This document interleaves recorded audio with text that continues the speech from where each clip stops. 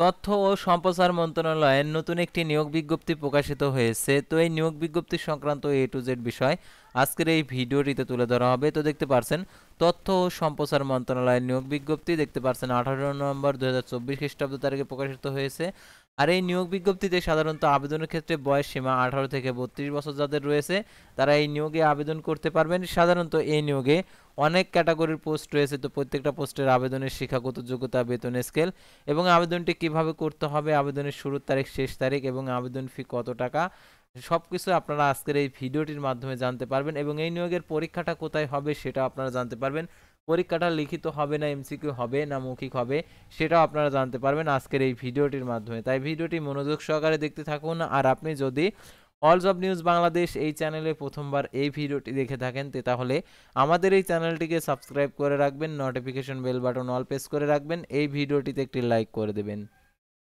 আর যারা আমাদের ফেসবুক পেজে ভিডিও দেখছেন আমাদের ফেসবুক পেজটি লাইক দিয়ে ফলো করে আমাদের ফেসবুক পেজের সঙ্গে থাকবেন। ডিসক্রিপশন বক্সে আমাদের ফেসবুক পেজের লিঙ্ক দেওয়া আছে, তো এখানে ক্লিক করে দেবেন, আমাদের ফেসবুক পেজে নিয়ে যাবে। তো আমাদের ফেসবুক পেজ এবং ইউটিউব চ্যানেলে সকল ধরনের নিয়োগ বিজ্ঞপ্তির আপডেট জানতে পারবেন, পাশাপাশি নিয়োগ পরীক্ষার সময়সূচিগুলোও জানতে পারবেন। তো আর কথা না বাড়িয়ে চলে যাচ্ছি মূল বিষয়ে। যেহেতু তথ্য ও সম্প্রচার মন্ত্রণালয়ের নিয়োগ বিজ্ঞপ্তি, তো এই নিয়োগ বিজ্ঞপ্তি সংক্রান্ত তথ্যগুলো আপনাদেরকে দেখিয়ে দিচ্ছি। তো দেখতে পাচ্ছেন এখানে তথ্য ও সম্প্রচার মন্ত্রণালয় বাংলাদেশ সাংবাদিক কল্যাণ ট্রাস্ট, দেখতে পাচ্ছেন circuit house road, Dhaka 1000, bjwt.gov.bd এই ওয়েবসাইটে আর কি আপনারা এই সার্কুলারটি ডাউনলোড করতে পারবেন। 18 নভেম্বর 2024 খ্রিস্টাব্দ তারিখে এই নিয়োগ বিজ্ঞপ্তিটা প্রকাশিত হয়েছে। তো দেখতে পাচ্ছেন নিয়োগ বিজ্ঞপ্তিতে যে শর্তাবলী দেওয়া রয়েছে সেগুলো আপনাদেরকে এখন দেখিয়ে দিচ্ছি। তো দেখতে পাচ্ছেন বাংলাদেশ সাংবাদিক কল্যাণ ট্রাস্টের নিম্নবর্ণিত স্থায়ী পদসমূহ সরাসরি নিয়োগের লক্ষ্যে পদের পার্শ্বে বর্ণিত শর্ত সাপেক্ষে যোগ্যতা সম্পন্ন প্রকৃত বাংলাদেশি নাগরিকদের নিকট হতে অনলাইন দরখাস্তের আহ্বান করা যাচ্ছে। নির্ধারিত সময়ের পর আবেদনপত্র আহ্বান করা যাচ্ছে। অনলাইন ব্যতীত কোনো আবেদনপত্র গ্রহণযোগ্য হবে না।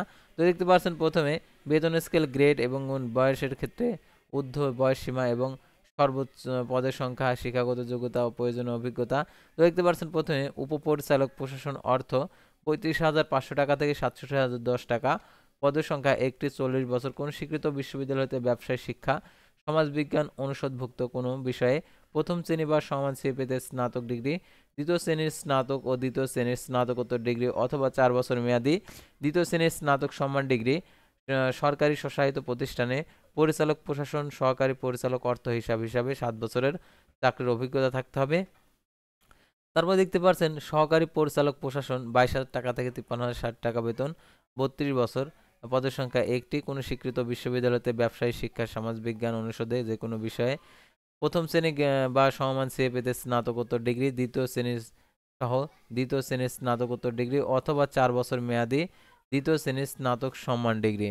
তারপরে দেখতে পাচ্ছেন এখানে আইসিটি অফিসার পদের সংখ্যা 1টি, 16,000 টাকা থেকে 38,640 টাকা বেতনে, পদের সংখ্যা 1টি, 32 বছর, কোনো স্বীকৃত বিশ্ববিদ্যালয় হতে computer science and engineering, electrical and electronics engineering, information and communication technology সংশ্লিষ্ট বিষয়ে প্রথম শ্রেণীর সমান সিএপিতে স্নাতকোত্তর ডিগ্রি ও দ্বিতীয় শ্রেণীর সমান সিএপিতে স্নাতক সম্মান ডিগ্রি ও দ্বিতীয় শ্রেণীর স্নাতকোত্তর ডিগ্রি অথবা 4 বছর মেয়াদী ন্যূনতম দ্বিতীয় শ্রেণীর স্নাতক সম্মান ডিগ্রি।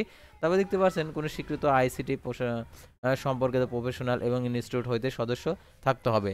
তো দেখতে পাচ্ছেন এখানে ব্যবস্থাপনা, দেখতে পাচ্ছেন এখানে পরিচালক এর ব্যক্তিগত সহকারী পদের সংখ্যা 1টি, 32 বছর, কোনো স্বীকৃত বিশ্ববিদ্যালয় হইতে যে কোনো বিষয়ে দ্বিতীয় শ্রেণীর সমাজ স্নাতকোত্তর ডিগ্রি, কম্পিউটার ব্যবহারের সংক্রান্ত word processing, data entry, typing ইত্যাদির সর্বনিম্ন গতি প্রতি মিনিটে নিম্নরূপ। দেখতে পাচ্ছেন এখানে 20 শব্দ, ইংরেজি ও প্রতি মিনিটে 20 শব্দ। তারপরে দেখতে পাচ্ছেন হিসাব রক্ষক 10,200 টাকা থেকে 24,680 টাকা বেতনে, এটা দেখতে পাচ্ছেন এখানে 32 বছর, পদের সংখ্যা 1টি, কোনো স্বীকৃত বিশ্ববিদ্যালয় হতে বাণিজ্য দ্বিতীয় শ্রেণীর সমান সিএপিতে স্নাতক সমান ডিগ্রি, কম্পিউটার চালানোর দক্ষতা এবং সাংবাদিকতার ট্রাস্টের কর্মচারীর চাকরির প্রতিনিধিমালা 2023 তফসিলে 2 অনুযায়ী গৃহীত পরীক্ষা উত্তীর্ণ। তার অফিস সহকারী কাম কম্পিউটার মুদ্রাক্ষরিক 9,300 টাকা থেকে 22,490 টাকা। পদের সংখ্যা 2টি, 32 বছর, কোনো স্বীকৃত বিশ্ববিদ্যালয় হইতে কোনো স্বীকৃত বোর্ড হতে উচ্চ মাধ্যমিক সার্টিফিকেট সমান পরীক্ষায় উত্তীর্ণ। বাংলাদেশ সাংবাদিক কল্যাণ ট্রাস্টের কর্মচারীর চাকরি প্রতিবিধিমালার যেটা দেখতে পাচ্ছেন 2023 তফসিলি 3 অনুযায়ী গৃহীত পরীক্ষা উত্তীর্ণ।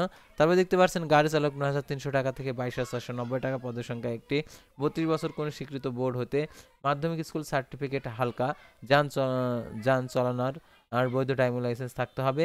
সুস্বাস্থ্যের অধিকারী হতে হবে বাংলাদেশ সাংবাদিক ট্রাস্টের কর্মচারী চাকরির প্রতিবিধিমালা 2023 তফসিলে 4 অনুযায়ী গৃহীত পরীক্ষা উত্তীর্ণ।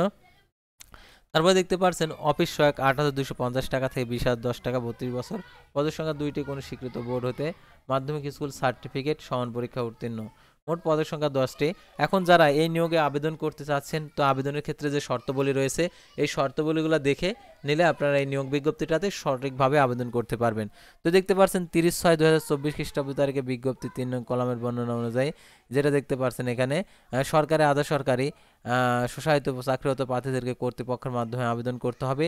তো এই নিয়োগ বিজ্ঞপ্তিটা 30/6/2024 খ্রিস্টাব্দ তারিখে প্রকাশিত হয়েছিল, সেই তারিখ অনুযায়ী বয়সসীমা আর কি উল্লেখ করেছে। তো দেখতে পাচ্ছেন এখানে প্রার্থীর জন্য যাদের ডিপার্টমেন্ট ক্যান্ডিডেট অর্থাৎ চাকরিরত প্রার্থী রয়েছেন তাদেরকে টিক চিহ্ন দিতে হবে। আর নিয়োগের ক্ষেত্রে সরকার বিধিবিধান ও তৎপরবর্তীতে তৎসংক্রান্ত বিধিবিধান সংশোধন হলে তা অনুসরণ করা হবে। আর এই নিয়োগের ক্ষেত্রে পরীক্ষাটা হবে কি সেটা আপনারা দেখতে পাচ্ছেন ঘ নম্বরে লেখা রয়েছে, লিখিত ও মৌখিক পরীক্ষায় অংশগ্রহণের জন্য কোনো প্রকার টিএডি প্রদান করা হবে না, অর্থাৎ লিখিত এবং মৌখিক পরীক্ষা অনুষ্ঠিত হবে। তারপর দেখতে পাচ্ছেন জনপ্রশাসন মন্ত্রণালয়ের যে আর কি 4 অক্টোবর 2018 সালের যে স্মারকের 9তম গ্রেডের পূর্বতন প্রথম শ্রেণী 10ম 13তম গ্রেডের দ্বিতীয় শ্রেণী পদে নিয়োগের বিদ্যমান কোটা পদ্ধতি বাতিল করায় তা অনুসরণ করা হবে এবং সংক্রান্ত সংশোধিত হলে সরকারি আদেশ ও বিধিবিধান অনুসরণ করা হবে। আর দেখতে পাচ্ছেন এখানে আবেদনের নিয়মাবলী দেখতে পাচ্ছেন এখানে পরীক্ষা অংশ ইচ্ছুক ব্যক্তিগণকে bjwt.teltok.com ভিডিও ওয়েবসাইটে আবেদনপত্র পূরণ করতে পারবেন। আর এটা আবেদনপত্রটি শুরু হয়েছে দেখতে পাচ্ছেন এখানে শুরু হয়েছে 30/6/2024 খ্রিস্টাব্দ তারিখে। তো এটা হচ্ছে আগের তারিখ যেটা ছিল এটা শুরু হয়েছিল।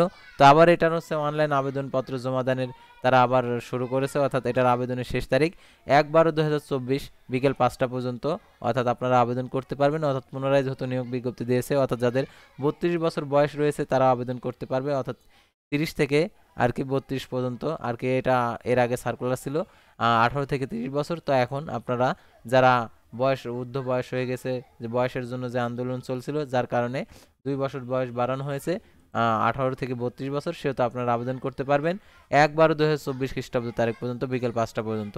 আর দেখতে পাচ্ছেন এই নিয়োগের ক্ষেত্রে 300x300 পিক্সেল ছবি এবং 300x80 পিক্সেল স্বাক্ষর আপলোড করতে হবে। তো দেখতে পাচ্ছেন এখানে ছবির সাইজ 100 কেবি, স্বাক্ষরের সাইজ 60 কেবি হতে হবে। আর অনলাইন পূরণকৃত যেহেতু পরবর্তী কার্যক্রমে ব্যবহৃত হবে সেহেতু অনলাইন আবেদনপত্র সাবমিট করার পূর্বে দেখে নেবেন। আর অনলাইন আবেদনপত্রে দেখতে পাচ্ছেন 1 থেকে 2 নং পদের জন্য 659 টাকা, 3 নং পদের জন্য 558 টাকা, তারপর 4 থেকে 7 নং পদের জন্য 223 টাকা, তারপর 8 নং পদের জন্য 112 টাকা অফারের যোগ্য জমা দিতে হবে। আর কিভাবে এই টাকাটি জমা দিতে হবে সেই পদ্ধতিটা দেওয়া রয়েছে। তো এই পদ্ধতিটা অনুসরণপূর্বক আপনারা টাকাটি জমা দিয়ে দেবেন। আর এটার জন্য লিখিত এবং মৌখিক পরীক্ষার জন্য তারা কোনো প্রকার টিএডি প্রদান করবে না। আর অনলাইনে অ্যাপ্লিকেশন কপিটা অবশ্যই পূরণ করার পর দেখে নেবেন সকল ইনফরমেশনগুলো ঠিকঠাকভাবে আছে কিনা, কারণ মৌখিক পরীক্ষার সময় সেই অ্যাপ্লিকেশন কপিটা প্রয়োজন হবে। তো ভিউয়ার্স, আজকের ভিডিওটি ছিল সাধারণত তথ্য সম্প্রচারের মন্ত্রণালয় নিয়োগ বিজ্ঞপ্তি নিয়ে। তো পরবর্তী ভিডিওতে আবারও কোনো নতুন জব সার্কুলার নিয়ে আপনাদের সামনে হাজির হব। সে পর্যন্ত সবাই ভালো থাকবেন, সুস্থ থাকবেন। আর অবশ্যই আমাদের ইউটিউব চ্যানেলটি সাবস্ক্রাইব করে আমাদের ফেসবুক পেজটি লাইক দিয়ে ফলো করে আমাদের সঙ্গেই থাকুন। আর এই ভিডিওটি শেয়ার করে আপনাদের বন্ধুদের মাঝে পৌঁছে দেবেন। আল্লাহ হাফেজ।